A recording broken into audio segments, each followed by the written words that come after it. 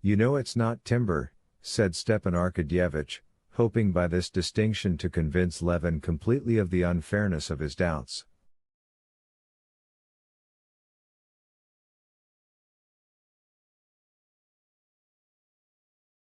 And it won't run to more than 25 yards of faggots per acre, and he's giving me at the rate of 70 rubles the acre.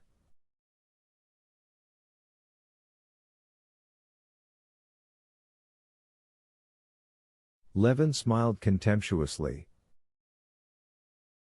I know, he thought, that fashion not only in him, but in all city people, who, after being twice in 10 years in the country, pick up 2 or 3 phrases and use them in season and out of season, firmly persuaded that they know all about it.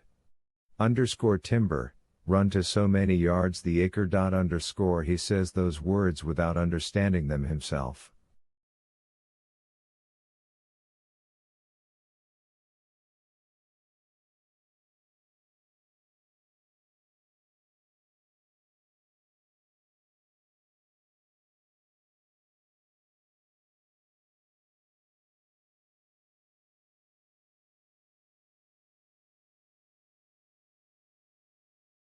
I wouldn't attempt to teach you what you write about in your office, said he, and if need arose, I should come to you to ask about it.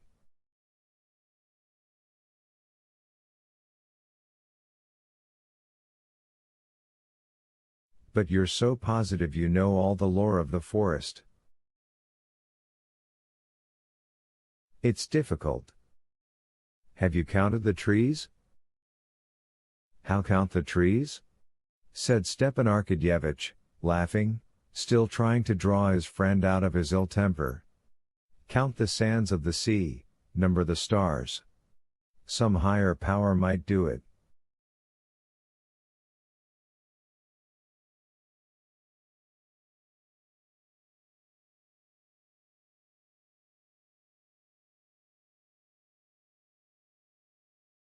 Oh, well, the higher power of Rubinian can. Not a single merchant ever buys a forest without counting the trees, unless they get it given them for nothing, as you're doing now.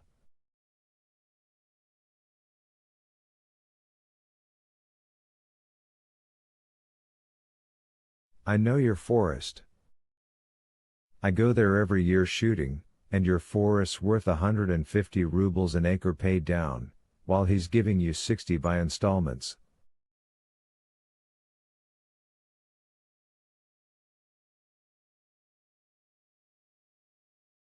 So that in fact you're making him a present of 30,000. Come, don't let your imagination run away with you, said Stepan Arkadyevitch piteously. Why was it none would give it, then?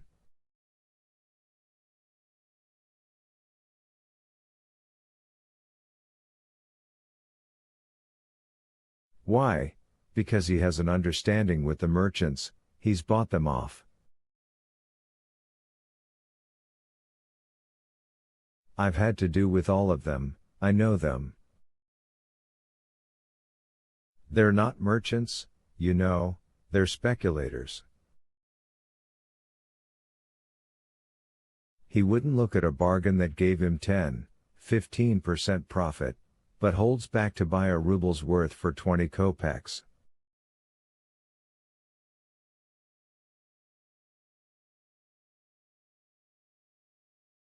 Well, enough of it. You're out of temper. Not the least, said Levin gloomily, as they drove up to the house. At the steps there stood a trap tightly covered with iron and leather, with a sleek horse tightly harnessed with broad collar straps.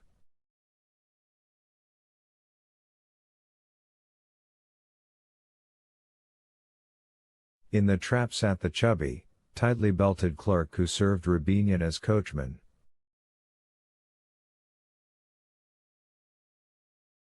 Rubinian himself was already in the house, and met the friends in the hall. Rubinian was a tall, thinnish, middle-aged man, with mustache and a projecting clean-shaven chin, and prominent muddy-looking eyes.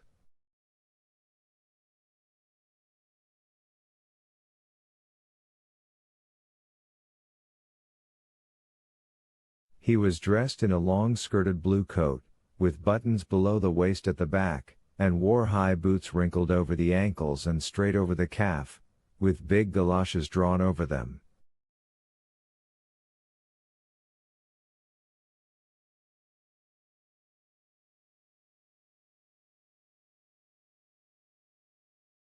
He rubbed his face with his handkerchief, and wrapping round him his coat, which sat extremely well as it was, he greeted them with a smile, holding out his hand to Stepan Arkadyevitch, as though he wanted to catch something.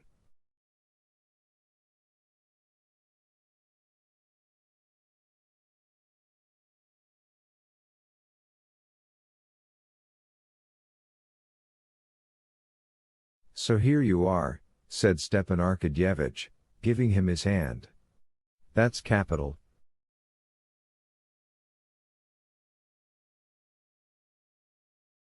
"I did not venture to disregard your Excellency's commands, though the road was extremely bad."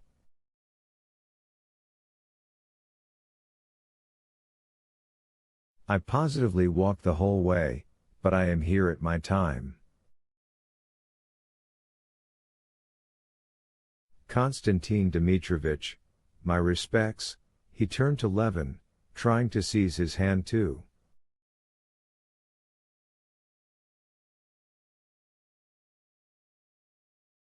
But Levin, scowling, made as though he did not notice his hand, and took out the snipe. "Your honors have been diverting yourselves with the chase?"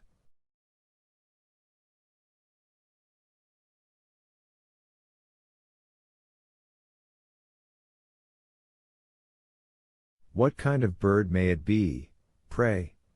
added Rябinin, looking contemptuously at the snipe. "A great delicacy, I suppose." And he shook his head disapprovingly, as though he had grave doubts whether this game were worth the candle.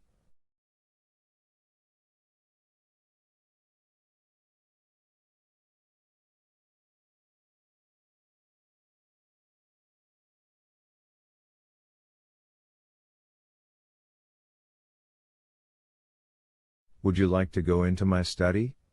Levin said in French to Stepan Arkadyevitch, scowling morosely. "Go into my study, you can talk there."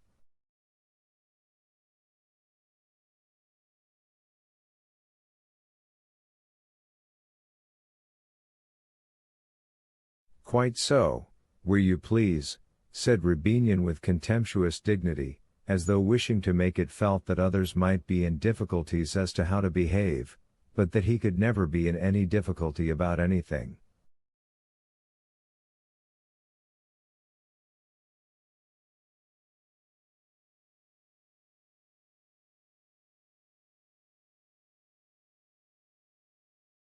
On entering the study, Rябinin looked about, as his habit was, as though seeking the holy picture, but when he had found it, he did not cross himself.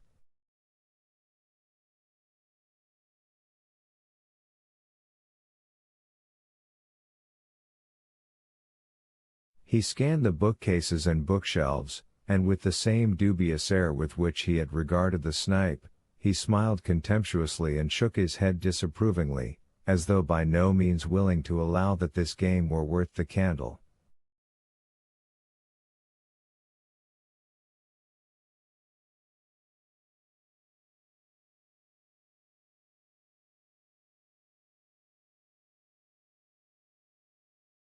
"Well, have you brought the money?" asked Oblonsky. "Sit down."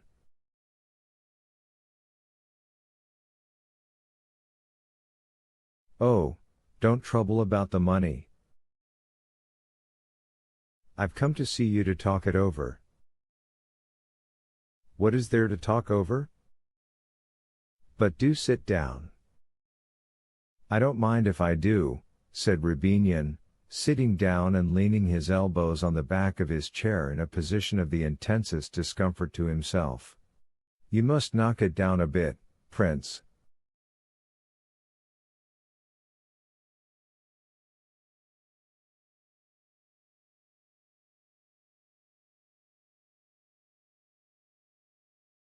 It would be too bad. The money is ready conclusively to the last farthing. As to paying the money down, there'll be no hitch there. Levin, who had meanwhile been putting his gun away in the cupboard, was just going out of the door, but catching the merchant's words, he stopped.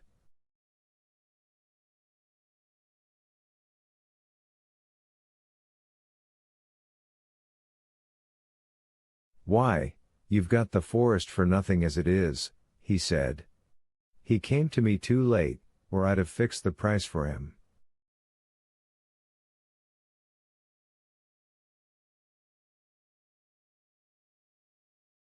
Rubinian got up, and in silence, with a smile, he looked Levin down and up.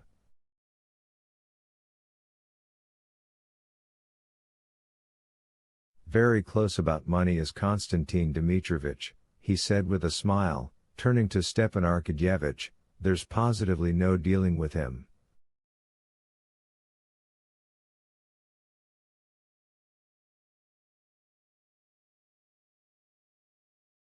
I was bargaining for some wheat of him, and a pretty price I offered too. Why should I give you my goods for nothing? I didn't pick it up on the ground, nor steal it either. Mercy on us. Nowadays there's no chance at all of stealing.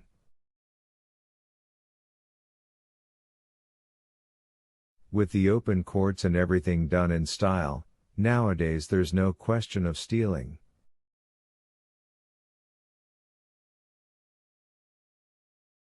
We are just talking things over like gentlemen.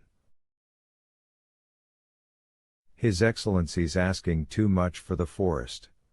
I can't make both ends meet over it.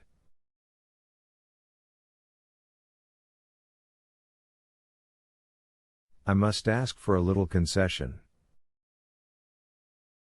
But is the thing settled between you or not?